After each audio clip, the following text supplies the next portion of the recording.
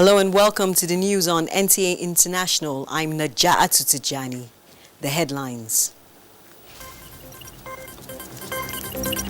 Nigeria and Egypt pledge to step up efforts to eradicate terrorism and insurgency across Africa. Nigerian Army debunks claim of killing of soldiers by terrorists in fake video clip on social media. Plus, Nigeria set to construct warship at a shipyard in the United Arab Emirates.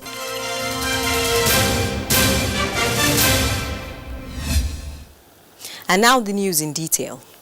Nigeria and the Arab Republic of Egypt have pledged to collaborate more effectively towards eradicating the menace of terrorism and insurgency, not only in the North and West African sub-regions, but across the continent.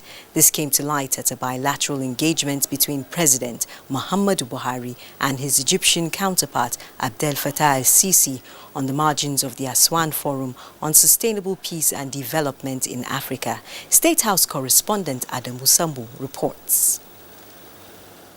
At the high-level engagement held behind closed doors, President Muhammadu Buhari said although West African countries are already in close cooperation towards combating terrorism through the multinational joint task force, since the menace is now a worldwide phenomenon, more collaborative efforts are needed towards finding lasting solutions.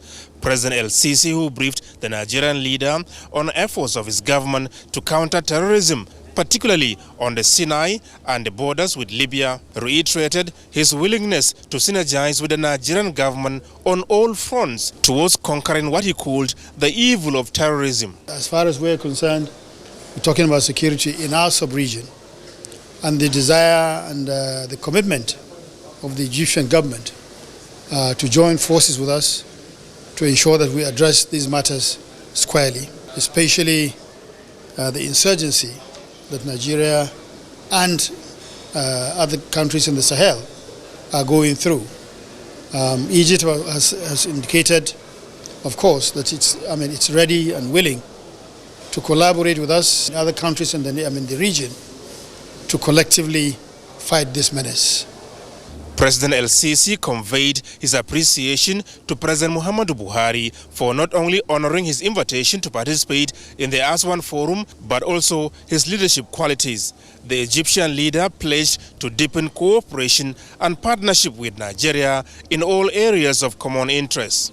Especially the areas of the Joint Commission, and not only activating it, but taking it to a much higher level. That is to ensure that we cooperate in a lot more areas than we already do now, especially talking about agriculture, science and infrastructure, industrialization, investments, and the rest of them.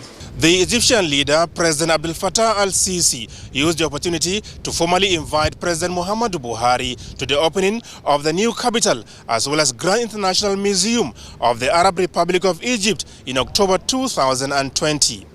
From Aswan, Egypt, Adam Musambu, NTA News. Meanwhile, in furtherance of his administration's respect and high regard for the women folk, President Muhammadu Buhari has participated at a special session devoted to advancing the contributions of women to peace, security and development. State House correspondent Adam Musambu reports that the session is part of the Aswan Forum for Sustainable Peace, Security and Development in Africa, holding in the Arab Republic of Egypt. Although President Muhammadu Buhari did not speak at the forum, he, alongside other African leaders, listened with rapt attention as the panelists made up of mainly activists harped on the need for women to be taken more seriously. They say women, as a powerful force for sustainable peace and development, need more than just a seat at the table to unleash their potential in critical decision-making towards preventing conflict and sustaining the peace. The panelists, including the former interim president of the Central African Republic, Catherine Samba Panza, are of the view that for the desired results to be achieved, structural barriers to women empowerment and gender equality must be addressed. We take the bold decision to say 50-50. What we mean is critical mass of women in government. So that all of us can be at par. Presidential media advisor Femi Adesina described President Buhari's participation at the session as significant and instructive. When the guns boom, who are the ones that suffer most? Women and children and old people. Therefore, this session talking about the role women can contribute in peace building is very significant. You heard different speakers from different parts of the world talking of how women can be involved even in negotiations for peace. So I think it's a very good one that our president was here. He will have a lot to take home about what women can contribute even to resolving conflicts in different parts of the country. Buhari, I think, more than any other president, has done so much to involve women in governance and to also give them very critical roles in his government and in his administration. So that tells you that the president has a very soft spot and the highest respect for women and what they can do and what they can contribute towards the development of Nigeria. The governors of Adamawa and Yobe states speak on their takeaways from the Women's Forum, given their peculiar security situation. In Adamawa, because we know women are the catalyst in peace and sustainable development, we have involved them in almost all aspects of governance. Where I have used them so far, they were able to deliver essentially well to the betterment and advancement of the state in general. And very soon I will also be using them in finance, because I feel even at the national level they manages the finance very well than men themselves. So I think it is high time that we start using our women in most aspects of life. Peace is prerequisite to development, and at the same time inclusivity is very, very important, especially at this critical time. The continent is coming together to take a common position on women inclusivity in governance. You cannot develop a society without the participation of women. They are key. So as such, women empowerment is very critical to development at any level. How will you rate the performance of those you have engaged so far in the governance of the state? Well, they are doing very well. They are doing very well, and we have identified their area of specialization, and they are doing very, very, very well. President Buhari's engagements in Aswan, Egypt continue. From Aswan, Adamu Sambo, NTA News. And still talking inclusion, but on a different front, the Minister of Information and Culture, Lai Mohammed, says the federal government is involving local communities towards driving the tourism sector through the establishment of community museums. The minister announced this at the ministerial high-level segment of the ongoing 4th UNWTO UNESCO World Conference on Tourism and Culture, holding in Kyoto, Japan. Anthony Forson reports. Terms of marrying tourism with culture and involving the local community. So I wonder if you could give me an example. Advancing reasons for the federal government's decision to take tourism to the local communities, Lai Mohammed said it is the only way the rightful owners of the arts and crafts on display at museums in the cities can translate to economic gains to the rightful owners using the Berlin Notes experience, as is the case in Nigeria. When tourists come, they stay in Lagos, they stay in Abuja, they stay in Kano. And it is the economy of Lagos, Abuja and Kano that actually benefit from the tourist spending. So what the government did was to try and shift the focus. And this time around, we encourage palace and community museums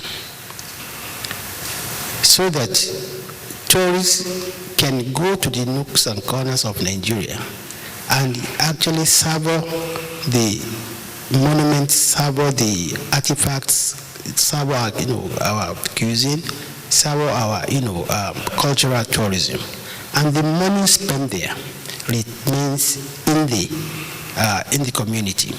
This is how we are trying to balance, and ensure that the money that is spent by tourists actually is retained in the community. With some palaces already turned into museums in parts of Nigeria, the minister said museums will not be limited to the cities, as Lamido of Adamawa, the Emir of Potiskum and the Oni of Ife have set the pace. We are encouraging palaces and the residences of important chiefs to also have their own museums and get people invited there. Other members of the panel with Nigeria's Minister of Information and Culture were from Cambodia, Croatia, Czech Republic, Ghana, Greece, Guinea and Japan. And as it was made clear by Lai Mohammed, they equally highlighted the different approaches their various governments have taken to safeguard and promote cultural expressions and support for the development of new and sustainable tourism. From Kyoto, Japan, Anthony Forson, NTA News. Talking security now. The Chief of Naval Staff, Vice Admiral Ibokete Ibaz, has flagged off the construction of Nigeria's latest warship at the Abuadi Damen Shipyard's United Arab Emirates. The warship is a landing ship tank called LST-100 that will be completed in May 2020. The keel-laying ceremony of the landing ship 100 is one of the bold steps by the Nigerian Navy at restoring its sea lift capabilities after decommissioning the last two 10 years ago. The Chief of Naval Staff gave the assurance that when completed, the warship will play a significant role and fill the operational gap created by the decommissioning of NNS Ophium and NNS Ambi. I do believe that this is the beginning of good things to come. Today's ceremony is a significant step towards actualizing the dream of restoring the Nigerian Navy's sea lift capability. Marius has never delivered a vessel too late so far, and we are not going to do it with this project either, I can promise you. And we believe that our quality in this yard always should be second to none. He disclosed that the bid for the construction was quite competitive, and Damen Shipyard got the contract following its track record of high-quality shipbuilding capacity, engineering, as well as the company's ability to adhere to timelines for delivery. A landing ship tank is a mission essential unit in naval warfare deployed primarily for sea lift to transport troops to the theater of operation. The last two landing ship tanks, NNS Ophium and Ambi, performed sea lift operations to Lebanon, and also the logistic platform for ECOMOG operations were commissioned in 1979 and decommissioned 10 years ago. When completed, the ship will be engaged in the protection of maritime resources and the preservation of law and order. The House of Representatives Committee on Youth Development has called on Kogi State Government to fast-track the construction and rehabilitation work on the NYSC Permanent Orientation Camp at Kaba to enhance security and welfare of corps members and staff. The committee, led by its chairman Adeyemi Adaramodu, made the appeal during its oversight visit to the camp. National Youth Service Corps Permanent Orientation Camp in Kaba, established in 1999, is under rehabilitation with a perimeter fence and other projects yet to be completed. The most challenging issue at the camp is accommodation for staff. We appreciate the chairman and members for coming around to visit us in our camp with the aim of calling government attention to areas where we are in need of assistance. The state government is doing a lot to better the lots of corps members serving in Kogi State, but a lot still needs to be done. We can see the hand of the government on most of the facilities. They are working on them. The committee chairman, however, told the corps members to make the best use of the camp by embracing youth-oriented schemes of the federal government and other agencies to be entrepreneurs after their service year. During the committee's meeting with the Deputy Governor of Kogi State, the chairman appealed for the state government's intervention to secure the camp. We want them to have a first-hand experience of how other areas in Nigeria feel like, especially outside their homes. He wanted to quickly action it, but there would be a balance between meeting the welfare of the civil servants and also executing as many projects as you would want to execute. The Kaba NYSC Orientation Camp is currently hosting 905 corps members of the 2019 Batch C, Stream 2. And still on security, the attention of the Nigerian Army has been drawn to a fake video circulating on social media portraying an alleged capture and killing of some soldiers by Boko Haram terrorists. A statement by the acting director, Nigerian Army Public Relations, Colonel Sagir Musa, indicates that there was no incident involving the capture and killing of Nigerian soldiers on the 10th of December 2019 as mischievously portrayed in the video. The Nigerian Army enjoins the public and personnel of the Nigerian Army to disregard what it calls the inciting video concocted by the outlawed IPOB members to instigate disunity amongst Nigerians. You're watching the news on NTA International. There'll be more updates after this timeout. NTAI has gone mobile. Catch your favorite programs anywhere in the world by going to Play Store on Android and App Store on iOS. Search for Vision TV UK, download and install. Then you're good to go.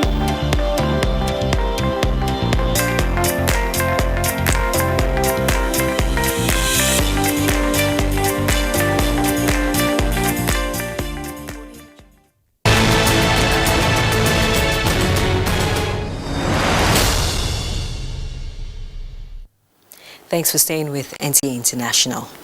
And still on security, in an attempt to boost the morale of the military, the Defense Headquarters has inaugurated 2 blocks of 54 flats at the Mogadishu Cantonment, Abuja. The Chief of Defense Staff General Abayomi Gabriel Olonishakin, in a message at the inauguration of the furnished apartments for members of the armed forces serving at the Defense Headquarters, notes that the federal government will ensure it maintains a trained and equipped armed forces that is responsive to national security. The provision of the furnished flats is part of an ongoing drive to meet the accommodation needs of personnel at the Defense Headquarters. I appreciate the President and Commander-in-Chief of the Armed Forces, President Muhammadu Buhari, for his continued commitment to meeting the welfare needs of members of the Armed Forces of Nigeria. We cannot thank him enough for his support towards our operations, welfare matters, and development. 156 flats were recently inaugurated for soldiers at the Mambila Barracks, while 114 flats were also provided for officers at the Mogadishu Cantonment. And on to Judicial Matters now. One of the younger sisters of the chairman of the defunct Pension Reform Task Team, Abdurrashid Maina, has denied ownership of 3 companies allegedly used by him to launder pension funds. Fatima Abdullahi affirmed this while giving evidence before the Federal High Court, Abuja, as a prosecution witness. Olabode Arewa was there for NTA News. The trial of Abdurrashid Maina for alleged fraud and money laundering continued on Wednesday, with the prosecution calling Maina's younger sister, Fatima Abdullahi, to give evidence. The witness who gave her evidence in camera said Kaogolo Cleaning Services, Drew Construction Company, and Common Input Nigeria Limited, which are companies allegedly operated in her name by Maina, had nothing to do with her. She also pointed out the difference between her name and the name, the signature, and the date of birth on the documents of the companies. The counsel to the defense, Mohammed Munguno and Adeola Adedipe, raised objection to the witness allegedly reading from a hidden sheet of paper, but the objection was overruled. Maina is facing a 12-count charge of fraud and money laundering to the tune of 2.3 billion naira. In a related development, the court has ordered that Maina's son, Faisal, be moved from the custody of the Nigeria Police to the Nigerian Correctional Service Facility at Kuje. This is sequel to an application by his counsel, Mohammed Munguno. Maina and his son are yet to perfect their bail conditions. Their cases have been adjourned to the 16th of December for continuation. In Abuja, Olabode Arewa, NTA News. Meanwhile, the Economic and Financial Crimes Commission, EFCC, has secured another victory against corrupt public officers. This is coming after the conviction and sentence in Lagos of the former governor of Abia State, Orji Uzor Kalu, 12 years in prison for a 7.65 billion naira fraud. Justice Tijani Garba Ringim of the Federal High Court in Owerri had granted a final forfeiture of 1.5 billion naira state-of-the-art 200-bedded hospital, the dues of Hope Hospital, Owerri, allegedly owned by an aide of the former Imo State Governor and a 7th Senator, Rochas Okorocha. The Commission had, on the 22nd August 2019, obtained the interim forfeiture of the property from a vacation judge, Honorable Justice Mohammed of the Federal High Court in Port Harcourt. In the course of the investigation, some funds were traced from the account of the government house, Owerri, to the hospital. The Commission also secured the conviction and sentencing of 2 top officials of Bank PHB, now Keystone Bank, Anayo Nwosu and Olajide Oshodi, alongside an Indian, Ashok Israni, to 5 years each. Ashok Israni, an Indian businessman who was equally sentenced to 5 years in prison before Justice Kudirat Jose of the State High Court, Igbo Shere, Lagos State. This is contained in the statement signed by Wilson Uwujare, Head Media and Publicity of the EFCC. Also jailed are Nulek Industries Limited, belonging to Israni, and the Keystone Bank Limited. Meanwhile, the Commission has received an award of excellence in service delivery as the best MSU for 2019. The President of the Senate, Ahmed Lawan, has for the first time led a roundtable conference on solutions to agricultural and rural development challenges in the country as against the standing legislative process of the public hearing. The Minister of Agriculture, Mohammed Sabo Nanono, at the conference said the federal government is fully engaged to ensuring youth involvement in its wealth creation projects and programs. National Assembly correspondent Abdullahi Aminu reports. The coming together of stakeholders here is as a result of the Senate resolution for the Senate Committee on Agriculture to review policies and programs for the diversification of the Nigerian economy.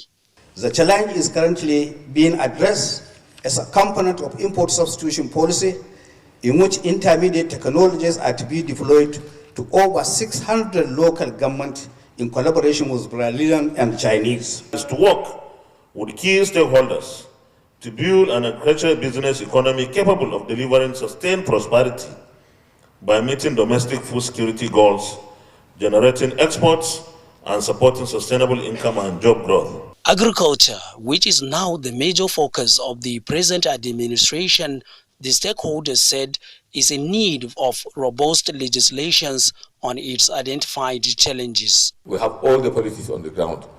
What really is the issue? Why are we not making progress in these sectors? The need to stabilize the policy process for sustained diversification of the economy is critical to producing large incremental output of food and fiber. With a population of more than 200 million people, the stakeholders said Nigeria occupies about 40% of the agricultural land on the West African sub-region, calling for all hands to be on deck for the realization of President Buhari-led administration's vision on agriculture. In Abuja, Abdullahi Aminu, NTA News. And now to education. A committee on the review of admissions into the nation's tertiary institutions has recommended a new framework to globalize operations at citadels of learning. The chairman of the 10-man committee, Professor Ahiru Jega, presented the committee's findings and recommendations to the registrar of the Joint Admissions and Matriculation Board, Professor Ishak Oluyede. Olayinka Ojo reports. Internationalization is the process of integrating international, intercultural, and global dimensions into the purpose, functions, and delivery of tertiary education. And this became necessary following current findings by the committee from 194 institutions indicating that Nigeria is low on the internationalization index. With regards to academic staff, the percentage of foreign academics in Nigerian universities is 0.008%, 1.64% in polytechnics, and 0.18% in colleges of education. Since internationalization is one of the instruments needed to ensure that the country benefits from globalization, the recommendations of the committee was eagerly awaited by the JAMB registrar.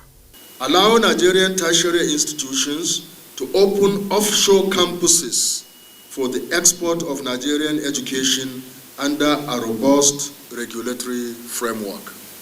Establish effective measures or structures to monitor and evaluate the standard and quality of education provided by foreign institutions. JAMB Registrar Professor Isha Akoloide promised to push for the implementation of the document.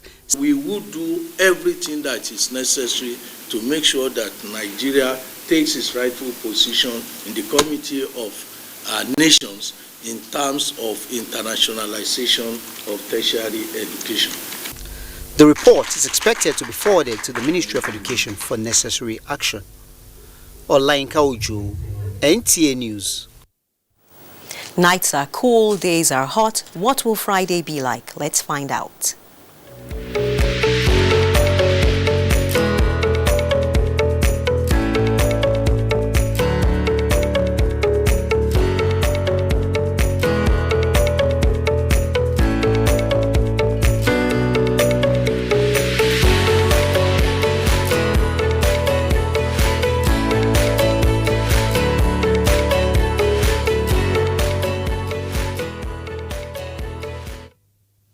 And that's a wrap on the news on NTA International. Thanks for watching. I'm Najaa Atutijani.